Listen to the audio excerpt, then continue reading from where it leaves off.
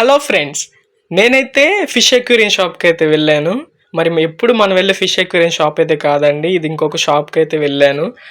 ఎందుకు వెళ్ళానంటే మన ఫిష్ ట్యాంక్కి సంబంధించిన కొన్ని వస్తువులు అయితే తీసుకుందామని అక్వేరియం షాప్కి అయితే వెళ్ళాను. ఈ షాప్లో అయితే ఫిషెస్ చాలా అంటే చాలా తక్కువగా ఉన్నాయి.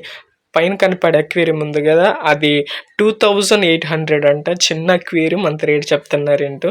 సరేలే, ఎందుకని నేనైతే కొన్ని వస్తువులు తీసుకుందామని అయితే అక్కడికి వచ్చి కొన్ని వస్తువులు అయితే తీసుకున్నాను. ఫస్ట్ నేను ఏం తీసుకున్నానంటే చూడండి, ట్యాంక్ వాటర్ అనేది మరి బయటికి తీయటానికైతే నేను ఈ యొక్క పైప్ అనేది ఒకటి తీసుకున్నాను. ప్రతిసారి మగ్గుతో తీయటం చాలా కష్టంగా ఉంది, అది తీసుకున్నాను.